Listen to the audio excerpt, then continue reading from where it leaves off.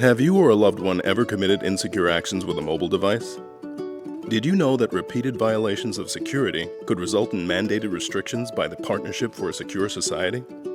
Like Mary Watson, who used the same password for all her social media, email, and bank accounts. Mary now has to lock her phone in a vault each night at 6 p.m. It's safer this way for everyone, Mary. Or Todd Lecter, who responded to multiple 419 scams. Todd now has supervised visitations with his tablet on Tuesdays and Thursdays. Sorry, Todd, you're not the great-grandson of King Oba Sijuad, and you did not just inherit his land. And Larry Brown, who stores unencrypted sensitive information on insecure cloud providers. His computer now spends most of its time encased in large blocks of ice. Larry has to dip off for 30 minutes just to get online. But no one is a lost cause. With proper rehabilitation, you and your devices can return to regular, secure interactions in as little as 3.5 years. With a little help, you'll discover that security doesn't have to be complicated when you use good judgment and basic common sense. This has been a message from the Partnership for a Secure Society. Stay safe. So now it gives me great pleasure to introduce Neil Daswani, who is the CSO of LifeLock. Ladies and gentlemen, please welcome Neil Daswani, Chief Information Security Officer, LifeLock. Good morning, everyone. I'm going to be talking about mission-based attacks today and how to deal with them a little bit differently than perhaps before attacks that we've seen. You know, for those of us that have been in the security field for the past 10, 15, 20 years, we know that today's mission-based attacks are very different from the one-hit types of attacks that used to take place a decade ago. It used to be the case that somebody used to write a worm and release it and try to make a name for themselves, or compromise a website, deface the homepage, and make a name for themselves that way. Today's attacks are much more determined, persistent. They take place over multiple months, sometimes even over a year. The attacker's goals are, they have a mission. They don't just want to make a name for themselves. They may want to steal money. The attack may be conducted by an organized cybercriminal group. The attack might be conducted by a nation state. They might be interested in stealing intellectual property. There's a lot of different motivations. The attackers may want to just steal lots of identities. And so in this talk, I'm going to address how we should look at mission-based attacks differently. I'm going to talk a little bit about how we, as a community of enterprises, may want to look at our responsibilities differently than before. I'm going to talk about not only prevention, but detection, containment, recovery, and sum up by talking about threat intelligence, identity intelligence, and what we can do better as a community. So if we look at what's been taking place over the past 6 years, we can see that there has been an increase in the number of confirmed data breaches. And for those data breaches that are taking place due to attacks, 80% of those occur due to external parties, external groups trying to hack in. And for these attacks that are mission-based, they're following the same general theme and the same general flow. So this particular diagram is from Mandiant's APT1 report, which if you haven't given that a read, I strongly encourage it. It basically talks about, well, these groups start off by doing some initial reconnaissance. That may be a period of weeks, it may be a period of months. They will make some initial compromise. They'll say infect some machine. And that initial compromise could take place within a few minutes, it could take place within a few days, but that's just the beginning. They then use that established foothold to grow their footprint of compromised machines within any organization. They'll try to escalate privileges, they'll try to move laterally, they'll try to pivot, and they'll basically stay in that loop of lateral movement, escalation of privileges, doing more internal reconnaissance to basically accomplish their mission over time. And so if we think about some of the breaches that have recently taken place, for instance, let's look at the breach of Target, where over 100 million customer records were stolen. In that particular case, the initial compromise occurred due to a third-party supplier that they had named Fazio Mechanical Services, and they broke in using a compromised network credential there. But once they were there, they did a whole bunch of other things to accomplish their goal of stealing credit card numbers. They, for instance, compromised Active Directory. They sent out tons of spear phishing and malware-laden emails, and at basically some point, they were able to make the move where they were able to upload malware to the point-of-sale devices in the stores, capture credit card numbers, and exfiltrate those credit card numbers. So that's one example of how they completed their mission. In another example, in which JP Morgan Chase had their services attacked, and there were 70 million plus records stolen. In that particular case, the company was using two-factor authentication across a whole bunch of their services, and they had a number of their, or actually they had an employee credential that was stolen, but that in itself shouldn't have been enough, right? The initial compromise was through this was through the employee credential, and the question was, where did the attackers go from there? Well, they did internal reconnaissance to find one server at a third party of JP Morgan Chase's that was not protected by the two-factor authentication. And from there, from that server, they were able to steal the 70 million plus customer email addresses. So those are just two examples of mission-based attacks. They took place over a period, and that's what we see on the attacker side. On the defender side, we also see that it takes months to detect these kinds of attacks. So previously, whereas the approach used to be focused deeply on prevention, that doesn't work as well anymore, right? The detection is now taking months. And so how do we address these kinds of mission-based attacks? Well, if we go back one slide and look at how different organizations are looking at the current threat landscape, and we think back to what we need to do differently. If we look at what the NSA came out and said back in 2010, the Director of Information Assurance there came out and said, we at the National Security Agency, what should arguably be the most secure organization on the planet, they need to design their networks assuming the attackers can get in. And for an organization like the National Security Agency to say that is a pretty significant statement. And so how do we function in this world where we have to assume that the attackers are going to be able to get in at some point? Well, one approach, which is motivated by what banks have been doing for years, at a bank, they make the assumption that the robber, the burglar, is going to be able to get into the bank. There's going to be some security guard there, there might be some basic defenses there, but they assume that the robber is going to go right past those, is going to hold a gun to the teller's head and say, please give me the money. Or actually, the attacker's not going to say please, they're just going to say, give me the money. But what banks do to plan for that eventuality is they make sure that the tellers have a bag of money ready to go. And that bag of money doesn't just contain money, it contains some dye inside of a container that's controlled by a radio, such that when the robber leaves the bank with the money, the dye will explode, and the money will be tainted and won't be useful anymore. This is an example of a containment strategy. So if we're living in this world where we make the assumption that the attacker is going to be able to get in, what we want to do is make sure that they're not able to get out with anything useful. And so we need to heavily invest not just in prevention and detection, but we need to heavily invest in containment.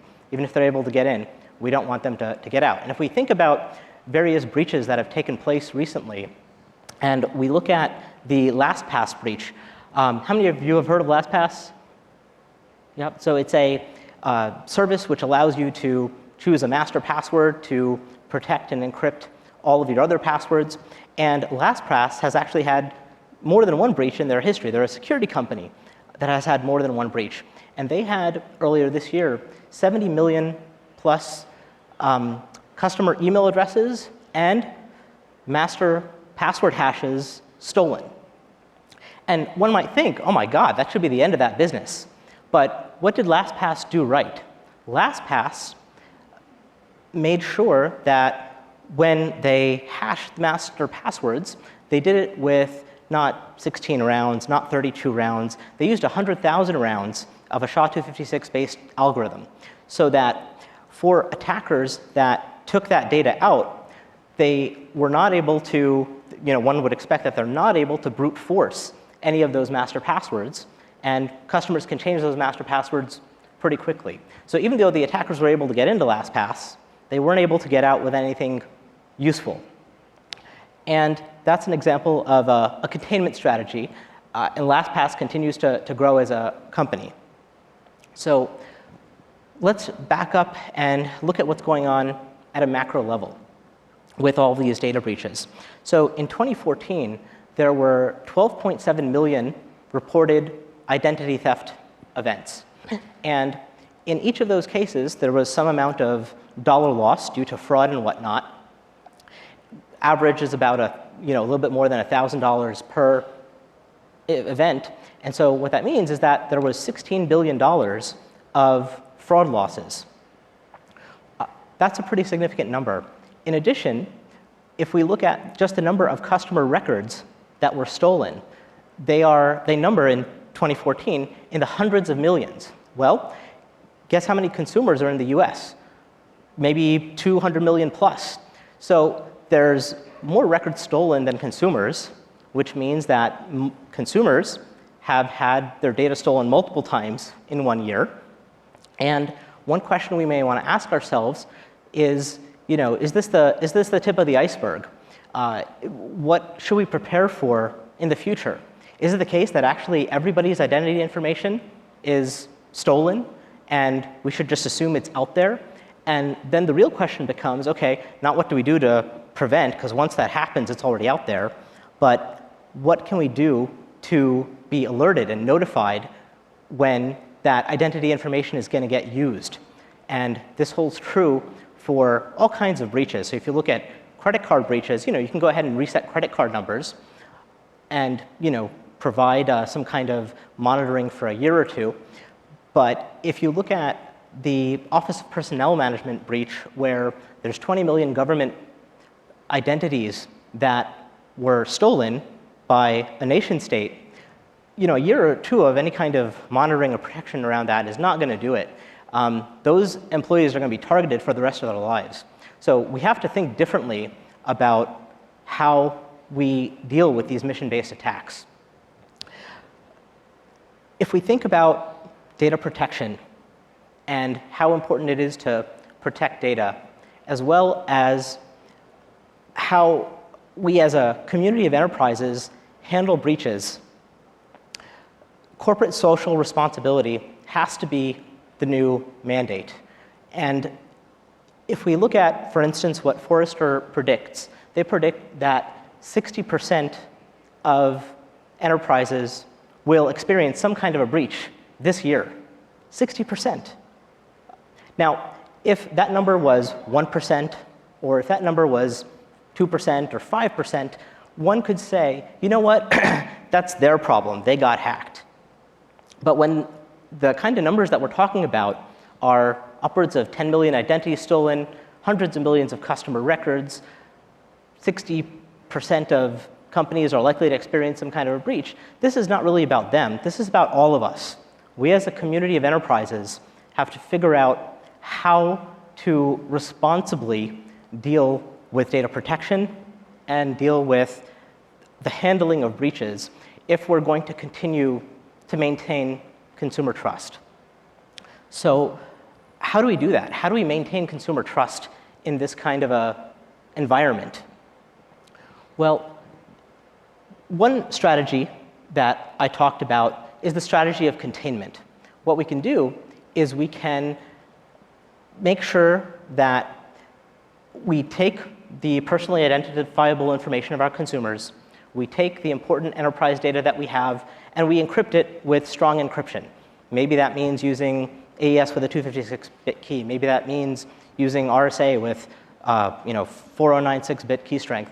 Whatever that means for the type of data that you're trying to protect, the idea being that if you make the assumption that the attackers are going to get in, if all they can get out with is encrypted data, and you've done your key management right, the keys are not next to the data, the keys are somewhere else, there's a lot more protection and prevention around the keys, and that's a smaller set of things to secure, then maybe what we can do is limit the effect and the impact on consumers.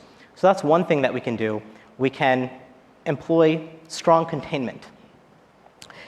Another thing that we can do, I think, as a community, and in different breaches, we've seen different companies have varying levels of success with this, but when a consumer's data is breached and stolen, the question is, how does one handle the communication with the customer? As business professionals, we know communication is really important, and if we look at different breaches, there's some breaches where it started off being, oh boy, it was 1 million consumers, and then it was 4 million consumers, and then it was 40 million consumers' data. So each time that sort of thing occurs, it further erodes trust because you make one statement, another statement, another statement. And so I think that focusing on containment and focusing on good communication with consumers can help us maintain that trust. As businesses, we work very hard to build trust with our customers, with our partners, and it's paramount that we continue to maintain that. So now that I've talked a little bit about containment, I'm now going to switch gears and talk a little bit about detection. So if we think about some of the issues that even previous speakers here at this conference have raised, detection is hard. Now, there's one trend that's been taking place over the past 3 to 4 years. There's been a lot of threat intelligence companies that have basically been taking the market landscape by storm. There's, in fact, a revolution going on in the threat intelligence space. What is threat intelligence? So threat intelligence systems for the enterprise are systems which take in data feeds of bad URLs, bad IPs, bad MD5s. Bad URLs might be URLs that are serving drive-by downloads. Bad IPs might be IPs of machines that are participating in a botnet. Bad MD5s might be MD5 signatures of known malware binaries. All that data can go into a threat intelligence system where it gets correlated with user or employee behavior. False positives need to get eliminated. I'll chat a little bit about that in a second. But basically, one can use these indicators of compromise, or IOCs, the URLs, the IPs, the MD5s, to see, for instance, if you have a machine in your network where it is either on some list of bad IPs that are participating in a botnet, or that's communicating with a bot master that's controlling it and telling it what to do, and one correlates that with, oh boy, there's a file on that machine that has an MD5 signature of a known malware binary, well, the threat intelligence system can help you identify that. And alerts can be sent out to your security incident and event management system, can be sent out to your web gateway, your URL filtering. It can also send alerts out to your email filtering and spam filtering infrastructure. And threat intelligence systems can be used to help protect systems. But if we think about some of the breaches that I talked about, what are the attackers doing? These IOCs, these indicators of compromise, may serve as a warning system for low-level kind of information, but effectively the attackers want to get identity information. If you think about identity is just a set of user credentials, the attackers want to impersonate identities of real bona fide users and real bona fide employees to conduct their attacks.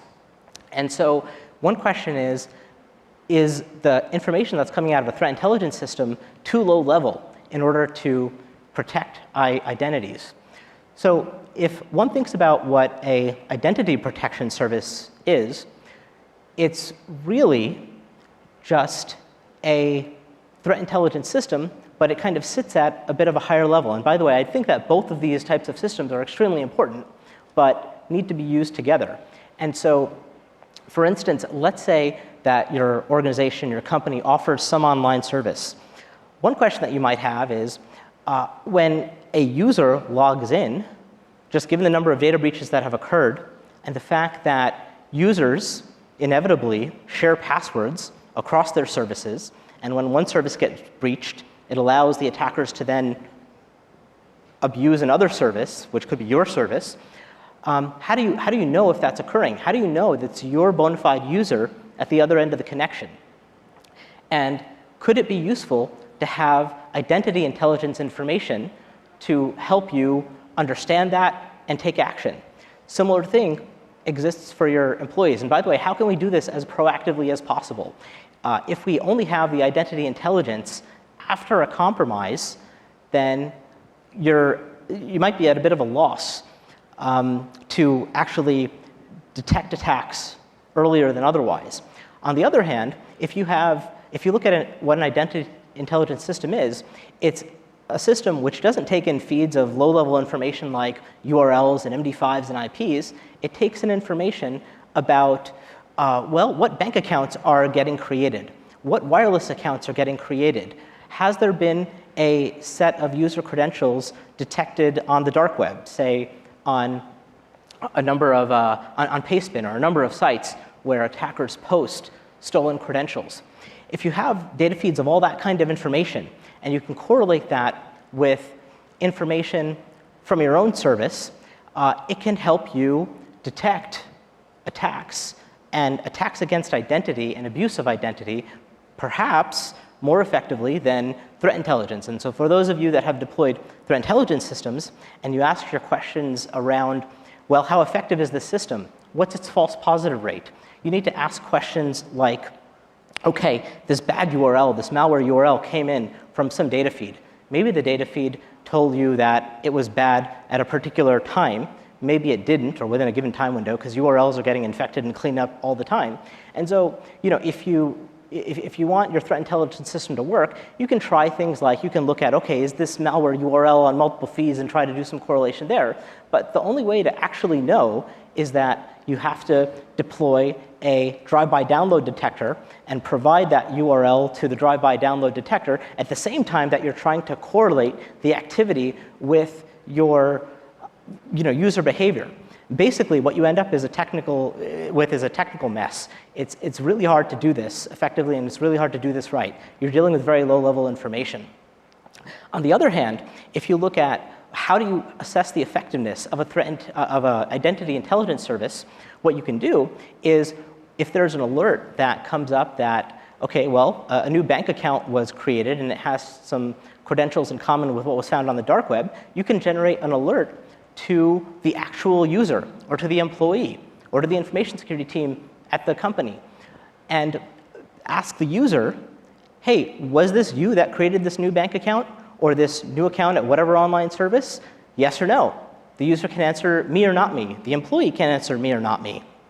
And if they say, oh, it was me, well, you've got a false positive. It's a very strong signal. And if it's not me, well, it's a true positive. So basically, there exists the opportunity to have a detection service that has a lower false positive rate and works with higher level information about identities than a typical threat intelligence system would. So how do we take into account the fact that it's humans that are being targeted? In security, we say that we often need to protect the weakest link. Well, the weakest link is often humans, and the attackers are interested in humans because of their identity and their credential information. So there exists an opportunity with identity intelligence to have better detection. So if we think about, okay, how does this impact our game plan? So how many of you are basketball fans? Not as many basketball fans here as I would have expected. How many of you are Warriors fans? No, okay, I'm a California resident, big fan of the Warriors, And so if you look at, well, how did the Warriors win against the Cavs? Every team member on the Warriors, they have very, very strong defense, right? If you look at Draymond Green and how he defends against LeBron James in the final games, it's pretty impressive. Now in our field, as a set of enterprises, we can't exactly go play offense. Sometimes you say offense is the best defense, but we can't exactly legally do that. So it's important to have a really, really strong defense. What does a really strong defense mean? Well, as I had talked about, it's important to have a game plan. It's important to have a response plan. And that response plan needs to encompass not only doing the proactive things that you can do around containment, but also have proactive, already developed plans ready to go to manage communication, draft press releases for different scenarios of breaches that might occur. And part of the game plan needs to be focused on reactive response. Actually, it's good to have as much proactive as you can, but the kinds of questions that you might want to ask is, okay, do you have a response plan? Has it been practiced? Who are the teams that you need to call upon? Have they done the appropriate fire drills? Do you have appropriate third parties that you can work with where the relationships are already in place so that if an issue occurs, you don't have to start penning master services agreements at that point? That can take a lot of time. And so with regards to what I was saying around communication, do you have the forensics capabilities? And if the wrong time to be able to put these things together is during during an incident itself. So in any case, with regards to communication, if you have all of these things already in place, then it's a matter of just execution, and you can have an effective reactive response. Let's see here. I want to start summing up. So the situation could seem grim. One could get cynical. But rather, I think it makes sense instead to keep calm, be responsible by doing a number of the things that we talked about, and power on and play on. So to summarize, I've talked about how mission-based attacks work. I've talked about how to fight mission-based attacks using strong containment and using strong planning and strong defense. I've talked about how, given the magnitude of these kinds of events, corporate social responsibility needs to be perhaps the way that we think about this. This is not just about security. This is about responsibility and maintaining the trust of our consumers. And the hope is by leveraging strong containment, strong detection, identity intelligence in addition to threat intelligence, it will allow us to continue to maintain consumer trust even in the face of breaches. So to just close up, we've talked about a lot of interesting things here. I think that for me, this is the beginning of a dialogue. I would look forward to continuing this dialogue with you. My name is Neil Daswani. I'm the Chief Information Security Officer at LifeLock, and I will be at the lunch break after this talk. I'll be at the LifeLock booth, and more than happy to chat about how we can continue to maintain consumer trust and take on the corporate social responsibility that we should, and basically make the world a more secure place. Thank you.